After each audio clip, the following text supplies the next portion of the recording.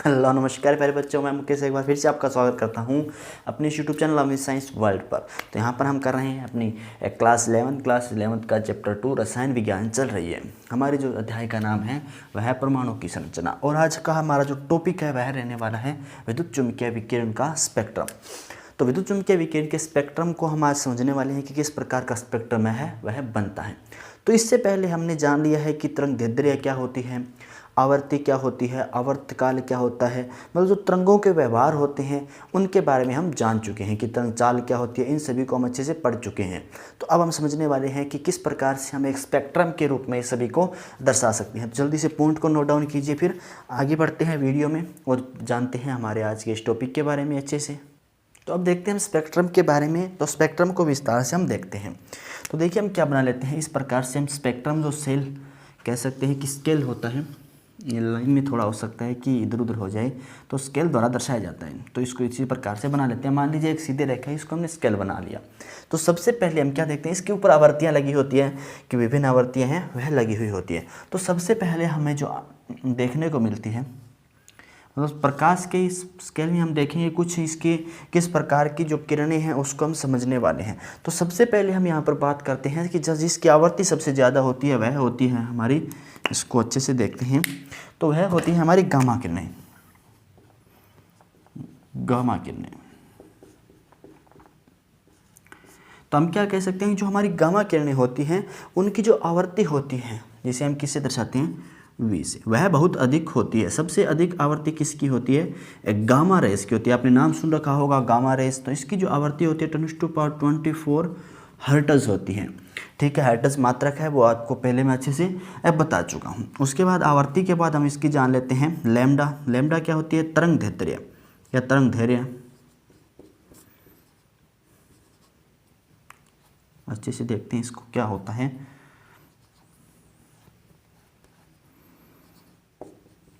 तरंगदैर्ध्य जो इसकी आवृत्ति होती है, इसका जो लैम्डा होता है वह होता है 10⁻, हम कह सकते हैं कि -18 मीटर।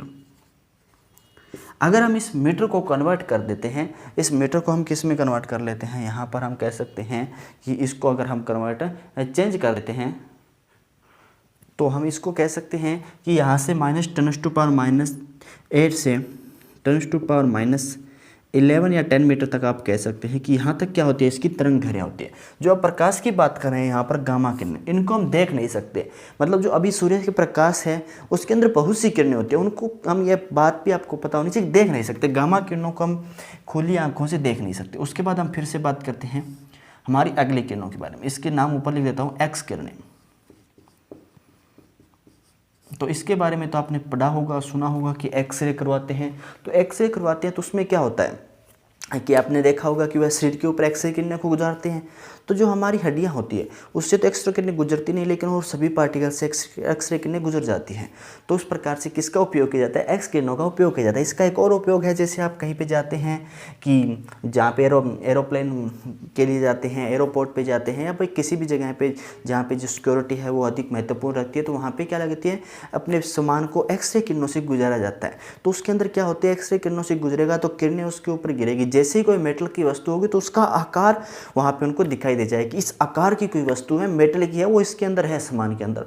ऐसे तो एक एक बैग को तो खोल के चेक कर नहीं सकते। तो इस प्रकार से एक्सरे किरणें गुजार करके अच्छे से इसको देखा जा सकता है कि इसके अंदर क्या है, मेटल है, वह किस प्रकार से डिटेक्ट किया जाता है मेटल को।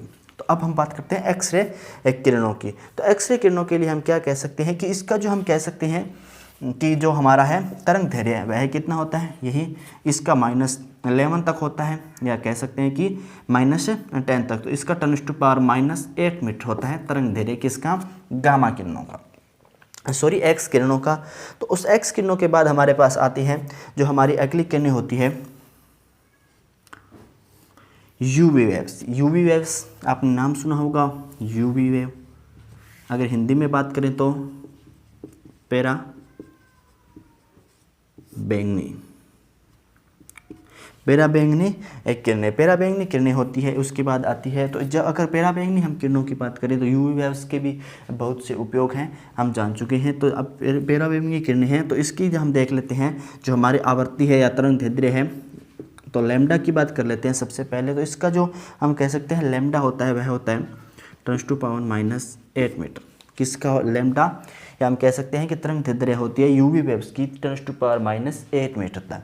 उसके बाद अगर हम अब अपने टॉपिक पे आते हैं, अपनी बात पे आते हैं, अब हम आते हैं दृश्य प्रकाश पे। इन सभी को हम देख नहीं सकते, लेकिन जो अब हम बात करने वाले हैं इसकी, ये हमारा क्या है? दृश्य प्रकाश है। क्या है हमारा? दृश्य प्रकाश। इसको हम अच्छे से देख सकते हैं, अच्छे से महसूस कर सकते हैं, ठीक है।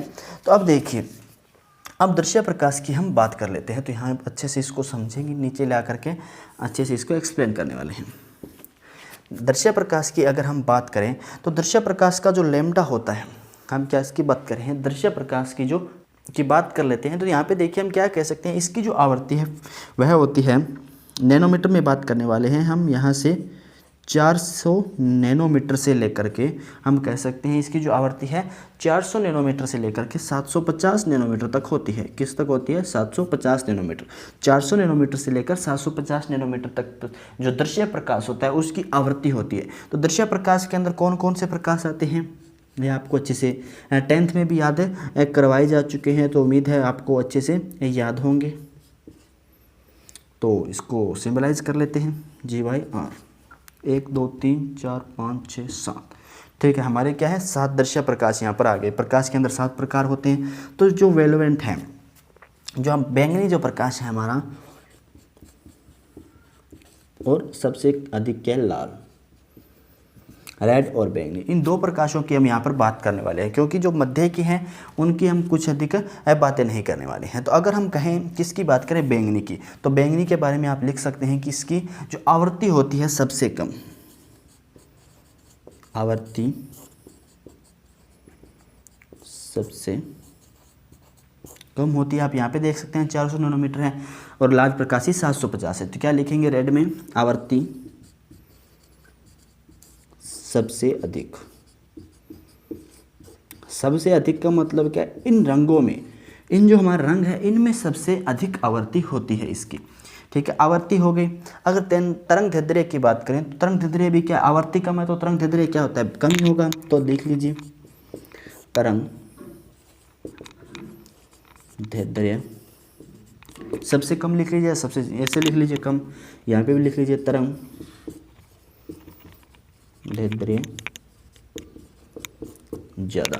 तो अब हमने ये बात की, जो हमारा दृश्य प्रकाश है उसको हमने अच्छे से समझ लिया है कि जो 400 नैनोमीटर से लेकर के 750 नैनोमीटर के पर इसकी क्या होती है? आवृत्ति होती है। जो बैंगनी प्रकाश होता है उसकी आवृत्ति सबसे अधिक होती है, सबसे कम तरंग दैर्ध्य होती है। लाल प्रकाश होता है उसकी आवृत्ति सबसे अधिक होती है और तरंग दैर्ध्य सबसे ज़्यादा होती है। इसके बारे में आप अच्छे से समझ चुके हैं। फिर आगे बढ़ते हैं। हमारे जो अगला स्पेक्ट्रम है, या कह सकते हैं अगली क्या है? हमारा प्रकाश किरणें हैं, या हम कह सकते हैं किरणें हैं। प्रकाश किरणें, किरणों की बात कर लेते हैं। तो अब हम बात करते हैं अगला जो हमारा स्पेक्ट्रम है, अवरक्त किरणें। किसकी बात करने वाले हैं? अवरक्त किरणें।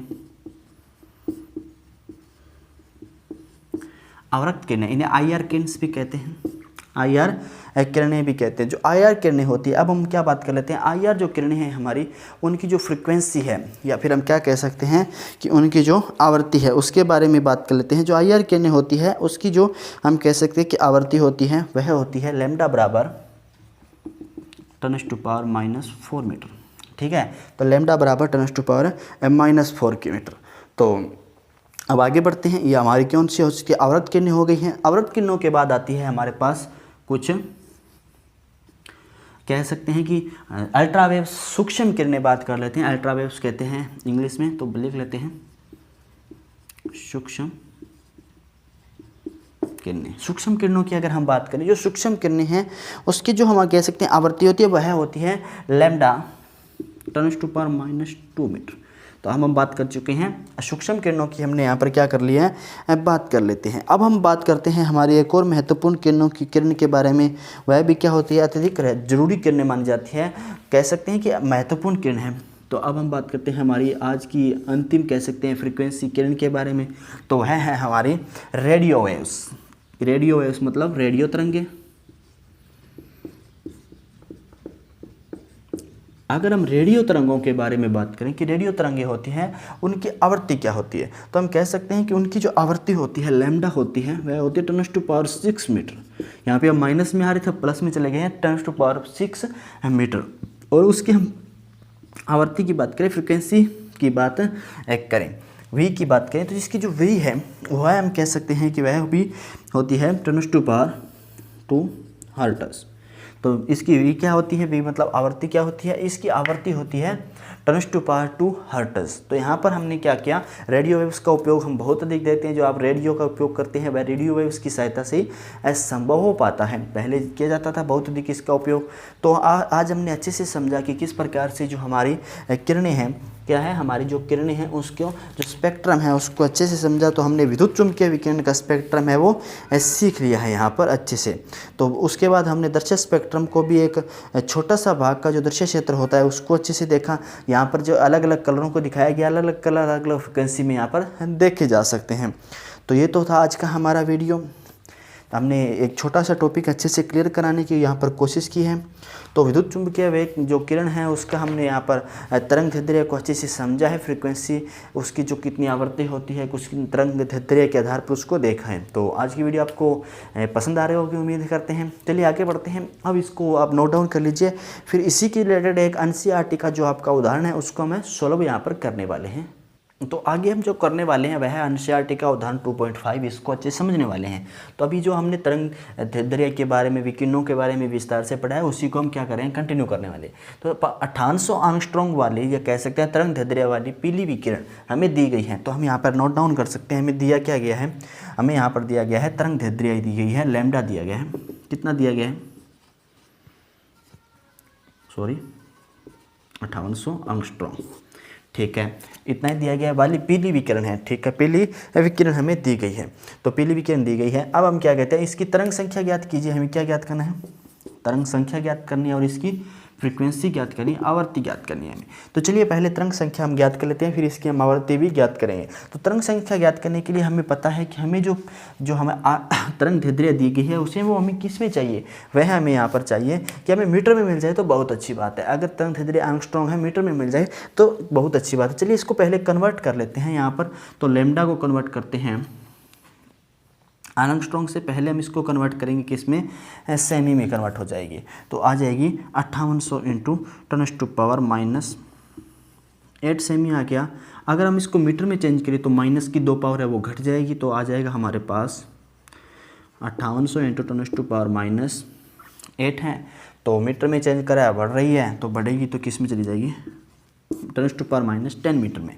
अब हम क्या ज्ञात कर सकते हैं, यहाँ पर हमारी तरंग संख्या को ज्ञात कर सकते हैं। तरंग संख्या बराबर क्या होता है, व्युत्क्रमानुपाती होती है किसकी, तरंग दैर्ध्य लैम्डा की। तो वैल्यू पुट कर देते हैं। क्या है हमारे पास वैल्यू, 5800 इंटू 10⁻10 मीटर। इसको सोल्यूशन आप कर लेंगे। इसे जैसे सोल्यूशन होगा तो हम इस प्रकार से लिख सकते हैं 1.724 इंटू 10⁻, कह सकते हैं प्लस में आ जाएगी 6 मीटर इनवर्स।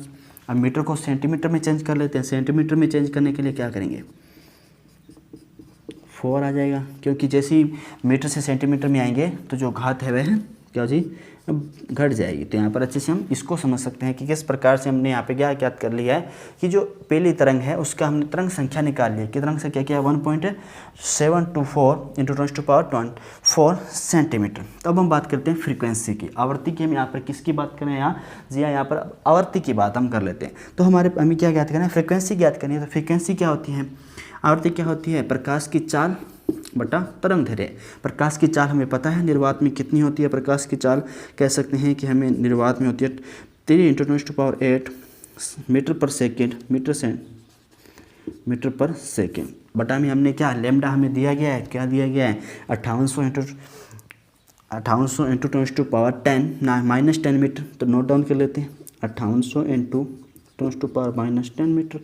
अब इसको क्या कर लेते हैं, सोल्व कर लेते हैं। तो जैसे इसको सोल्व करेंगे, ठीक है,